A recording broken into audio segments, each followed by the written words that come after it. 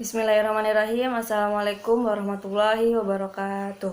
Kami dari kelompok 11 dengan saya Salsabila Irfania dan dua teman saya yakni Frida Oktavia Sabrina dan Vina Salsabila Iskandar. Kami akan membahas terkait akhlak terhadap lingkungan. Pada slide selanjutnya terdapat landasan konseptual. Nah, pada landasan konseptual ini Nabi memerintahkan kepada seluruh umatnya untuk menjalin hubungan yang baik antara individu yang satu dengan individu lainnya.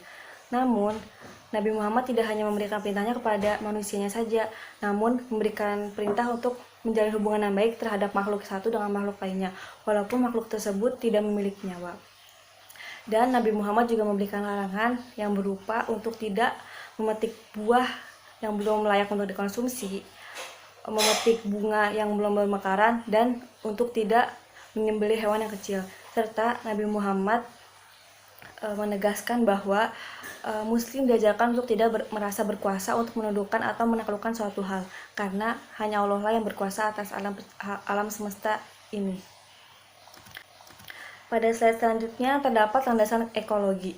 Nah, pada landasan ekologi ini terdapat sistem alam dan sistem sosial, yang dimana sistem alam dan sistem sosial ini saling berhubungan antara sistem satu dengan sistem lainnya.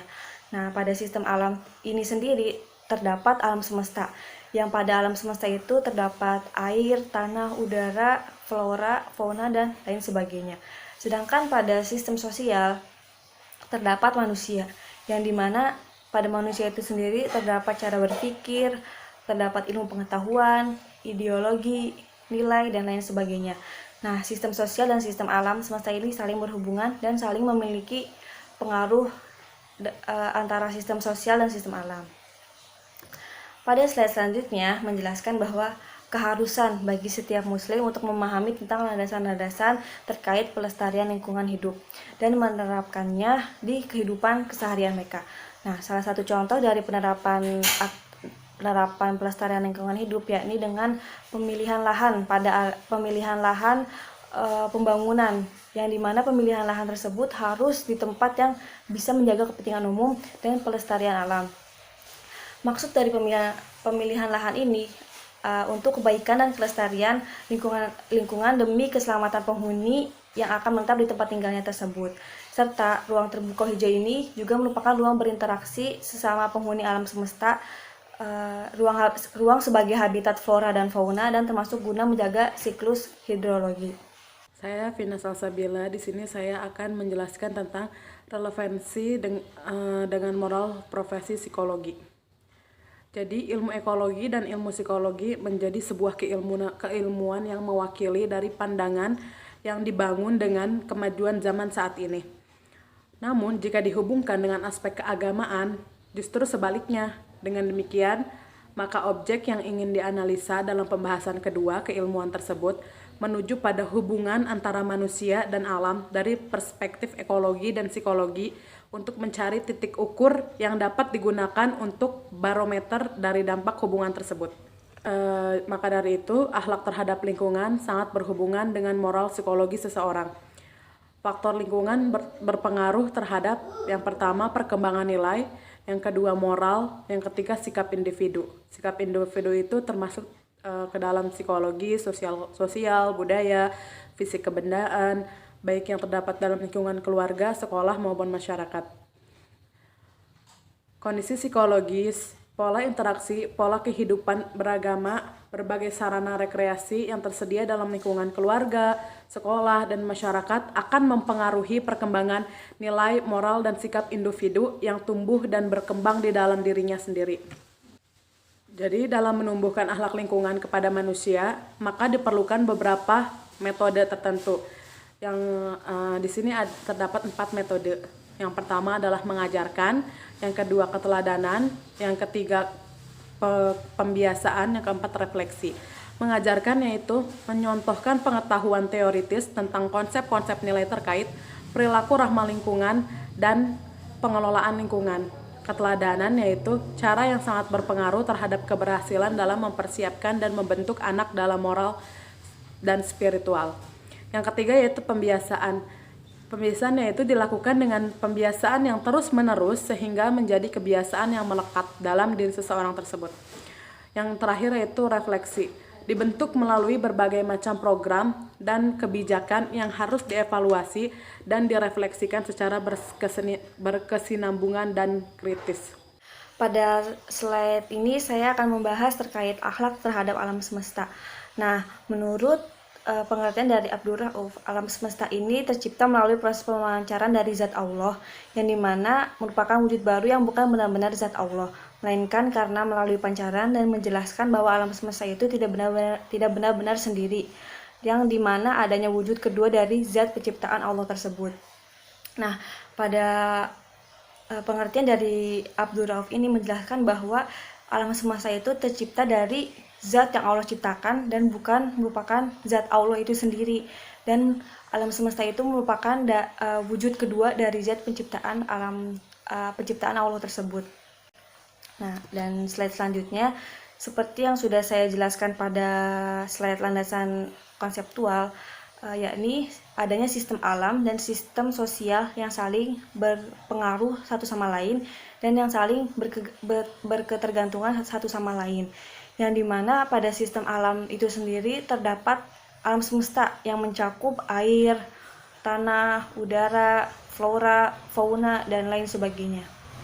Nah, dan pada sistem sosial itu sendiri terdapat manusia, yang dimana manusia itu merupakan bagian dari sistem sosial itu sendiri, yang dimana pada manusia itu memiliki cara berpikir, memiliki ilmu pengetahuan, memiliki ideologi, memiliki nilai, dan lain sebagainya.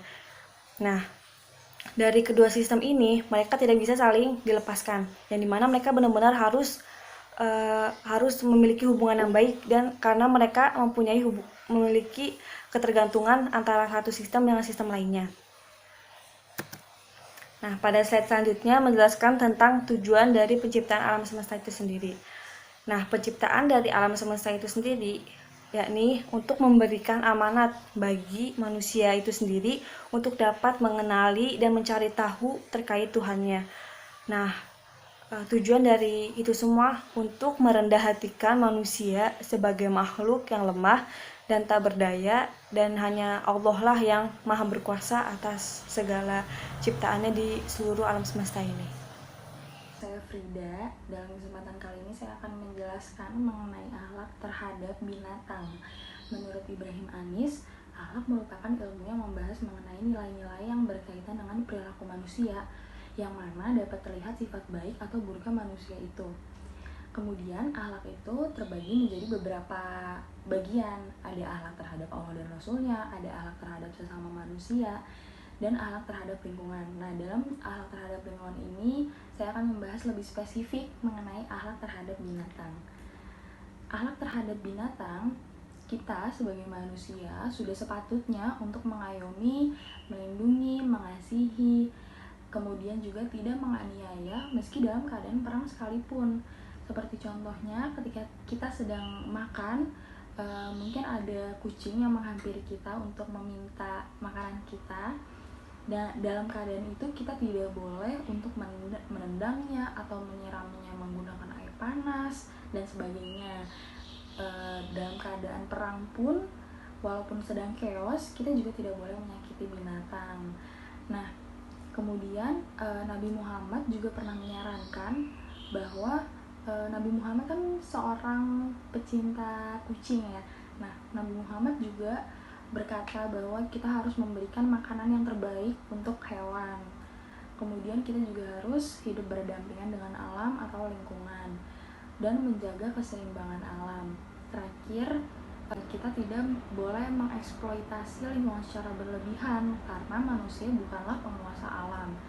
Walaupun manusia seorang khalifah di muka bumi, bukan berarti manusia itu merupakan penguasa dari alam semesta. Namun apapun yang manusia miliki nantinya akan dipertanggungjawabkan pada masa pengadilan nanti atau di akhirat.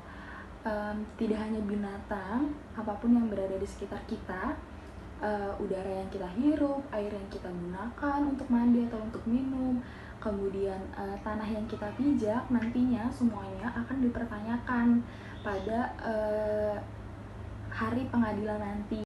Nah, untuk selanjutnya saya akan menjelaskan mengenai akhlak terhadap tumbuhan.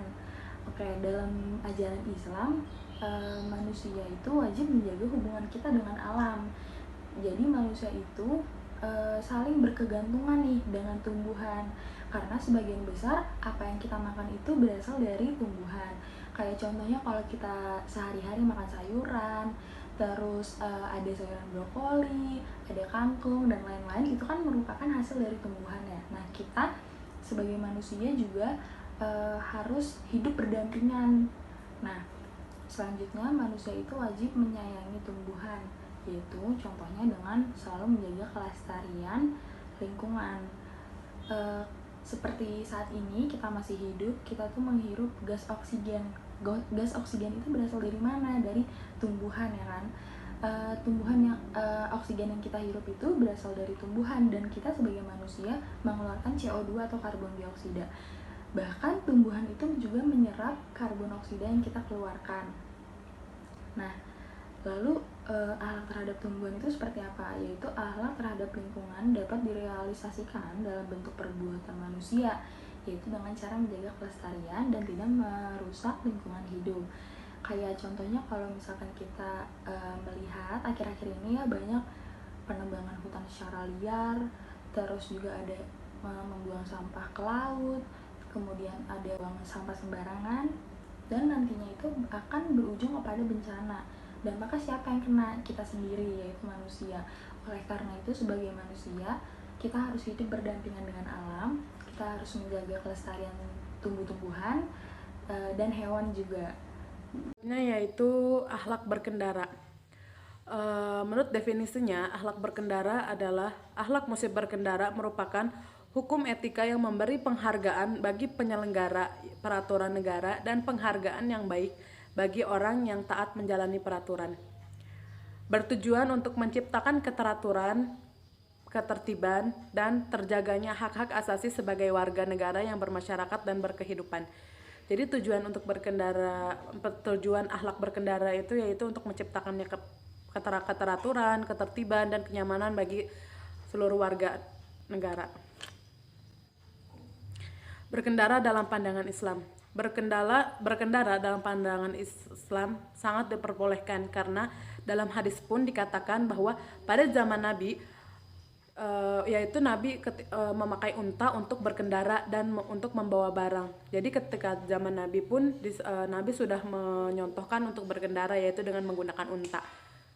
Adab-adab kendaraan di sini ada beberapa adab-adab kendaraan. Yang pertama yaitu berjalan kaki dari satu tempat ke tempat lain. Ya, yang kedua itu berkendara secara tradisional, utamanya saat menunggangi hewan-hewan tunggangan. Ya, maksud berkendara secara tradisional itu jadi ketika kita berkendara kita harus memiliki sopan santun ketika berkendara. Apalagi kan ketika zaman dahulu itu menunggangi hewan-hewan tunggangan ya. Jadi kita juga harus selalu bersikap baik ketika kita menunggangi hewan-hewan tersebut. Yang ketiga itu berkendara secara dewasa, yaitu maksud berkendara secara dewasa itu tidak ugal-ugalan contohnya. Pada kesimpulannya, akhlak lingkungan memberitahu kita sebagai manusia untuk menempatkan alam dan lingkungan sebagai mitra bersama dalam menjalankan tugas sebagai hamba dan khalifah Allah di muka bumi. Nah, selanjutnya akhlak lingkungan juga berfungsi sebagai panduan bagi umat manusia dalam mengembangkan hubungannya dengan alam. Kemudian manusia juga berpegang teguh terhadap akhlak lingkungan, nantinya akan terdorong untuk menjadikan alam sebagai mitra dan sekaligus sarana dalam memenuhi fungsi dan kewajibannya sebagai seorang manusia. Selanjutnya, manusia juga yang berpegang teguh terhadap akhlak lingkungan tidak akan menjadikan alam sebagai bahan subsistem kehidupannya sehingga dengan seenaknya dieksplorasi, namun dipandang sebagai makhluk yang memiliki kedudukan yang sama dengan di hadapan Tuhan, sehingga keberadaannya tetap dikelola dan dilestarikan. Cukup sekian presentasi dari kelompok kami, yaitu dari kelompok 11 mengenai pembahasan akhlak terhadap lingkungan. Kurang lebihnya kami mohon maaf. Wassalamualaikum warahmatullahi wabarakatuh.